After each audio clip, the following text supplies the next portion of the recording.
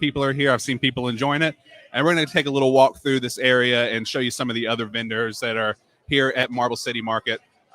Soul Brothers, I can see right now. Panay for your thoughts. Lake and Oak Barbecue. Maybe we can get a few like detailed shots of the people here cooking. Been telling people, people have been asking, what's so special about a food hall, and it's just one business that's open, and we've been covering it a lot, but it's not really just one business. It's really 11 businesses inside here. 11 new culinary concepts. Some familiar to Knoxville, some new to Knoxville, some coming in from beyond Knoxville, from places like Atlanta, and so it's 11 restaurants opening up, plus a bar, which we're going to get to see here in just a little bit. But yeah, a lot of great food that we got to try the other night. Admittedly, had at least one thing from every vendor between a couple of us reporters. So we got our fill, still kind of feeling the effects of that. We probably ate our weight in food the other night. And that's the thing too. I mean, if you come in here, maybe you like, I don't know, Soul Brothers, maybe the person that you're with likes pizza. No more arguing. I know I've had a lot of arguments with family and friends about where we're going to eat tonight. That and what are you going to watch on TV? Those are like the two most popular arguments among me and friends. And now, hopefully, if you can't find something here, probably just have, very particular taste. But there's a little something for everybody, which is one of the coolest things about this place. And a lot of room to gather as well. I mean, if you have a big group, for one, it's hard to, land on one thing that you want to eat. And it's also hard to find a space to accommodate it. This handles both of those things, which is why this can make such a big splash here in Knoxville, not to mention the area of town that it's in. Talking with some of the Regal property partners and hospitality HQ folks who are the ones that are going to operate the food hall. They talked a little bit about how, this part of downtown maybe doesn't always get the attention that it deserves. And so with something big like this coming down here next to Mill and Mine, Taco here on Union, has the ability to maybe extend the boundaries of downtown, as it was told to me. So I think we're going to take another walk through here through the dining area, maybe go check out the bar. Actually, you know what? Let's go check out the Top Golf Swing Suites. I forget about those because I do not golf, but there are other options besides golfing. You have a football game you can play on there, a soccer game, some other stuff. I don't know what else on there, but there's a lot of golf clubs and sports equipment laying around. So it should be a good time for anybody that does golf. You might have seen these in, what is it? Is it the Embassy Suites downtown on the ground level? So this is a nice way to spend some time, have a drink, sit down here on these couches, and just chill out a little bit and let your food settle. But yeah, so down here on this end, Corners Pizza, Detroit style pizza, Donut Theory. We had a podcast recently on the Scruffy Stuff talking about some things that are missing from downtown Knoxville. And one of the things my co-host Calvin brought up is something that for gluten people that can't have gluten. I mean, people that have celiac disease, which the owner of the Donut Theory, Laura Crawford, does have. And that was kind of her mission as well. I mean, she wants to provide quality food that is, not a step down from, normal quality food because it doesn't have gluten in it. She's got gluten-free fried chicken, gluten-free donuts, gluten-free mac and cheese, gluten-free everything on the menu is going to be gluten-free. So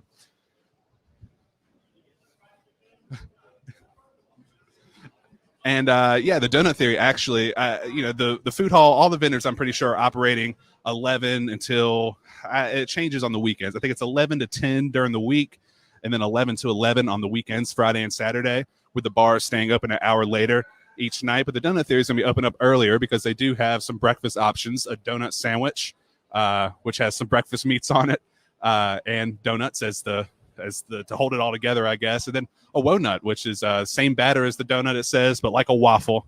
So come in here, get your breakfast, get some coffee in the morning, hang out.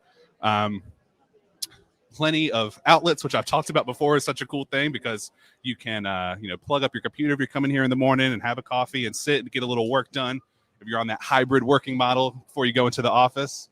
And and as we go down to the bar, I mean, for those who don't know, or the Regus restaurant, which was such a big part of downtown Knoxville for a long time, the bar there was called the Gathering Place, and they didn't want to copy that here, but they did want to pay homage a little bit to Regus restaurant. And so while they want that Gathering Place spirit to still be a part of it, talking with the owners and with the operators, they decided to go with Frank and George's for the name of the bar, which we're walking toward right now.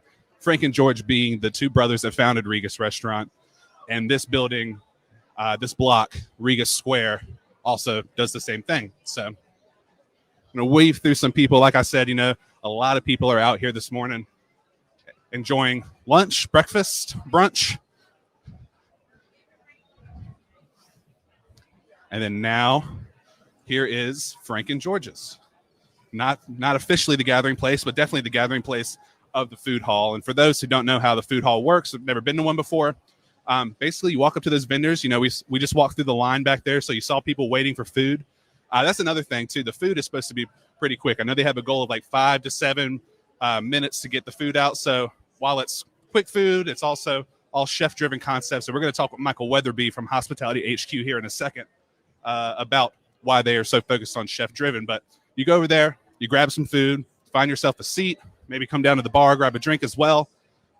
This will provide most of the alcohol for the food hall, but I know at some point vendors will be able to apply for beer permits and maybe sell some of their own beverages. But like I said, Michael Weatherby here from Hospitality HQ, one of the partners in the company. And for those who aren't familiar with Hospitality HQ, y'all are all over the place, right? You have food halls all over the country.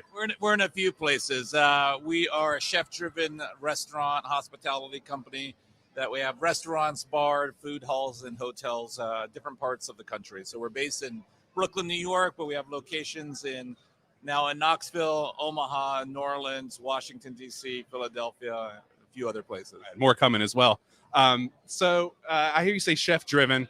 Obviously, you walk around here. We just did a tour and showed all the vendors that are here. They're not chain restaurants. There's some familiar faces, but can you talk a little bit about what chef-driven means and why that's so important for y'all at Hospitality HQ?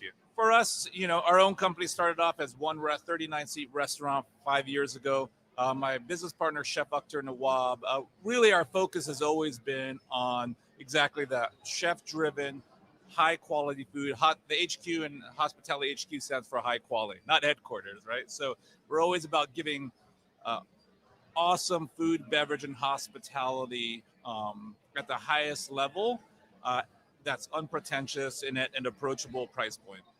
And then for you, I mean, I know this has been, about a year that y'all been working with Regus Property Partners on this? About 1 year, right? And so you've had people in here working. You've obviously taken some tours through here, but now you have people in here actually enjoying the food hall. I know that's the big moment that you're waiting for.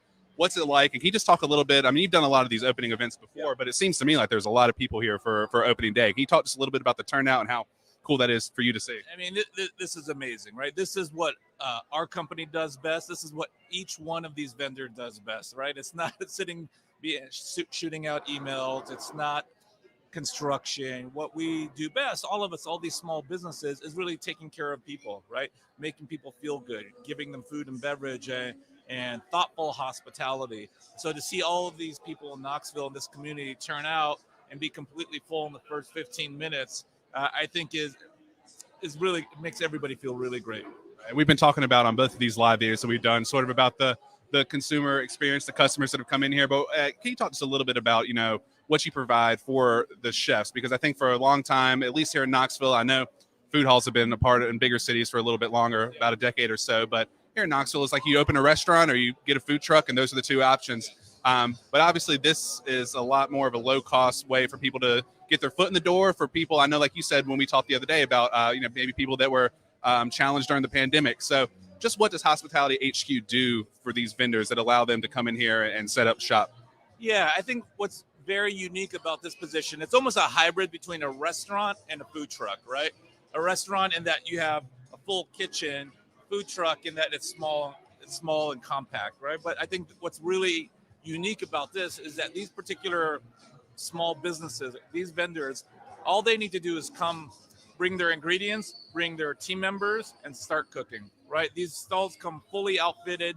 We allow them, in what we do, our scope of work is to take care of all the small items that a freestanding restaurant or brick and mortar place would have to take care of, right? So lining up electrical, lining up repair people, lining up the trash company. Well, all they need to do is cook and allow us to focus on all those other things that make running a business difficult. The last thing I wanted to ask you, downtown Knoxville's culinary scene has been growing for a while. Yeah. There's a lot of options for people to eat around town. Can you just talk a little bit about what this experience provides? It's unique to just go into a sit-down restaurant with a group of friends. I mean, what does this, do that Knoxville doesn't already have?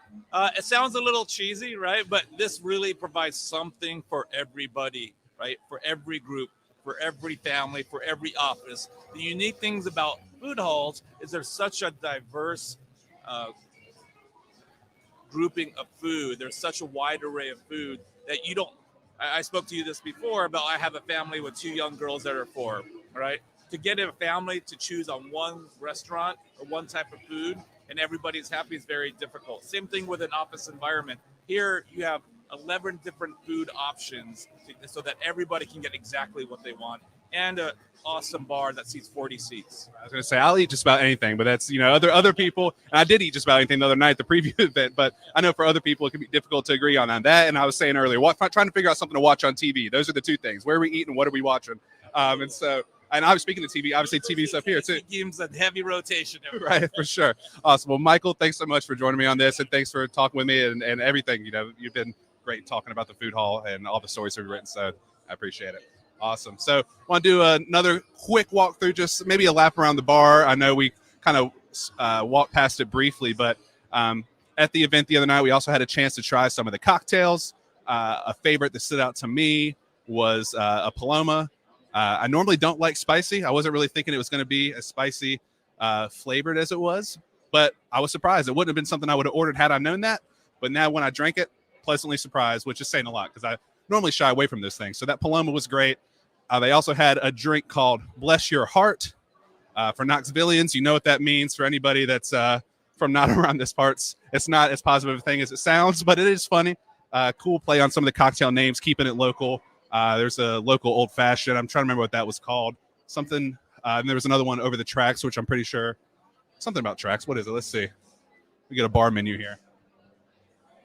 Can't remember what it was called. But anyways, if you're not into cocktails, plenty of beer and wine options as well. So if you are in the mood today, if you have some free time, want to come down, grab a drink, grab some food, as you can see, it's officially open. So again, if you have any questions, drop them in the chat or head on over to KnoxNews.com. We got a story on just about every vendor and stories about what all this food hall could do for downtown Knoxville. So check it out, and thanks for tuning in.